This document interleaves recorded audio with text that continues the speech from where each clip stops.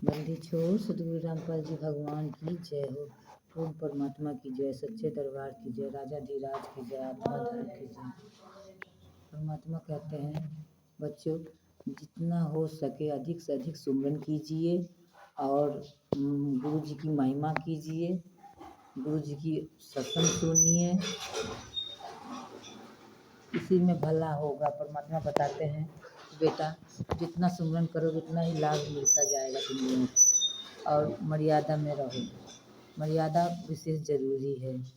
पवन भाई भगत जी हमेशा बताते रहते हैं कि मर्यादा बहुत ज़रूरी है। मर्यादा बिना भक्ति नहीं चलेगी। चाहे कितना हो आप लोग कोटि भक्ति कर लीजिए, चाहे कितना हो कसक में भक्ति कर लीजिए, लेकिन मर्यादा बिना भक्ति नहीं चल पाएगी भाइयों बहनों।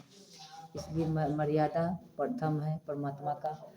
परमात्मा का मार्ग में चलना है जिसको भी, किसी को भी, तो उसको मर्यादा निभाना ही पड़ेगा, नहीं अन्यथा भक्ति नहीं चलेगी। वरना भक्ति छोड़ दीजिए या तो, और जब भक्ति छोड़ेंगे तो दुर्गति निश्चित ही है, क्योंकि पूर्ण परमात्मा के सिवा कोई भक्ति सही भक्ति बता नहीं रहा है, सब गले ढो रहे हैं। परमात्मा बताते हैं एक कथा में, मीराबाई की कथा है, उसमें परमात्मा बताते हैं कि मान लीजिए मीराबाई कितना संघर्ष की थी। उसके राणा जो देवर थे वो बहुत यातना उसे दिए थे, लेकिन फिर भी वो सब सहती गई। एक दिन अंत में एक दिन वो राज छोड़ के ही निकल गई। इसी तरह भाइयों बहनों हम लोगों को भी भक्ति करनी है। मोक्ष की प्राप्ति करनी है अगर, तो भक्ति तो करनी ही पड़ेगी, वरना गले तो ढोना ही है सबको। 84 में तो जाना ही पड़ेगा अब हम लोगों को। लेकिन सत्सेवक भाई बहन 84 से निकल चुके हैं। पवन भाई जी का वीडियो देखिए आप लोग सब कोई। वो गुरुद्रोही नहीं है, वो भी हमारे तरह ही भाई हैं एक।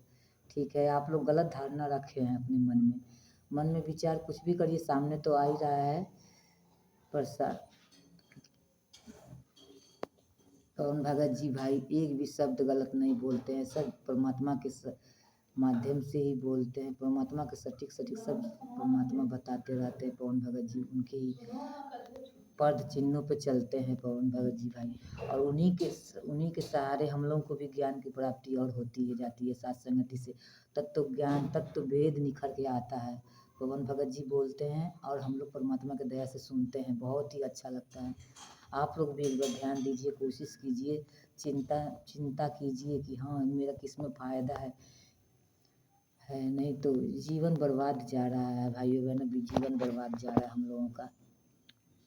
सुबह उठकर परमात्मा कहते हैं सुबह उठकर नित्य नियम कीजिए, अपना गुरु का नित्य चरणामृत लीजिए, और उसके बाद अपना जो घर का जो काम धाम है उसको करते रहिए। उसमें भी परमात्मा का ध्यान सुमरन करते रहिए। परमात्मा बताते हैं ना एक सत्संग में कि रोटी पोए जा और परमात्मा का सत्संग सुनते जा। उसी तरह से मैं भी करती थी अपने घरों में। मैं 4 साल से 5 साल हो गया मेरे में भक्ति लिए हुए, मैं भी इसी तरह सुनती थी।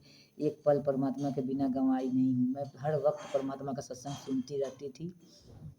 उसके बाद कुछ दिनों के बाद पवन भगत जी का एक वीडियो मिला मेरे पास आया। मैं उस वीडियो को भी देखने लगी। देखते देखते मुझे पता चला कि पवन भगत जी तो कहीं भी एक शब्द भी गलत नहीं बोल रहे हैं, परमात्मा के खिलाफ नहीं बोल रहे हैं, तो कैसे गुरुद्रोही हो सकते हैं। आप लोगों की नज़रिया गलत है। आप लोग सोचिए समझिए, एक बार उनको देखिए तभी आप लोगों को समझ में आएगा, नहीं तो विनाशकारी समय तो नज़दीक आ ही गया है। उस 84 में तो जाना ही पड़ेगा। इसलिए एक बार चिंतन मनन कीजिए आप लोग भी।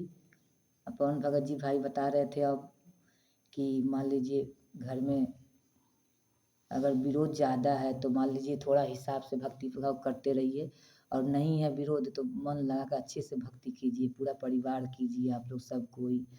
घर में किसी प्रकार का भी सोना हो, चाहे धन जैसे मान लीजिए प्रॉपर्टी हो अलग का, वो सब की ज़रूरत नहीं है। सिर्फ हाँ खेती रहे घर में, उससे उसी आगे चल के वही खेती ही काम आएगा।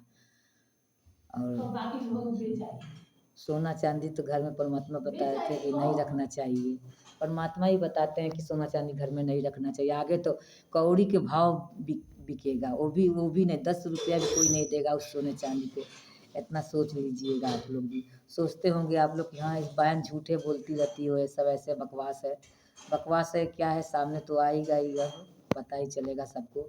जिस तरह से गैस की किल्लत पड़ी है ना, उसी तरह से वो भी, उसका भी यही होगा।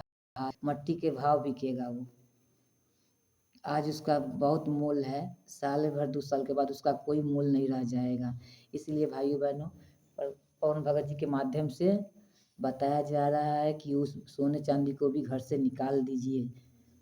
घर में मतलब कि उसमें काल का वास होता है। राजा परीक्षित जी जो थे, वो बहुत बड़ा धार्मिक थे, लेकिन उनके सर पे काल बैठ गया, उनकी दुर्दशा हो गई उनकी। इसी प्रकार से परमात्मा बताते हैं, और आप लोग समझिए अपना अपना।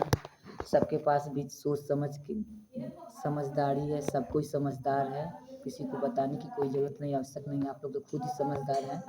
लेकिन फिर भी एक बार चेताया जा रहा है, बार बार चेताया जा रहा है। पवन भगत जी तो कितने दिन से बैठे बैठे आप लोग को समझा रहे हैं, शायद तो 14-15 से आप लोगों को समझाते होंगे, लेकिन किसी के नहीं, किसी के जू भी नहीं रेंग रहा है ना। ठीक है, समझ में तो सबको आएगा ही। उस समय कोई बचाव नहीं रह जाएगा, कोई अपना पैर हाथ तुड़वा कर आएगा, कोई अपना कुछ भी करके आएगा। अंत में परमात्मा के शरण में आना ही पड़ेगा।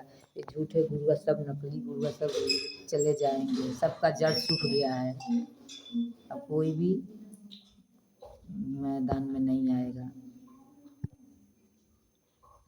जितने दिन हैं उतने दिन ही हैं लोग।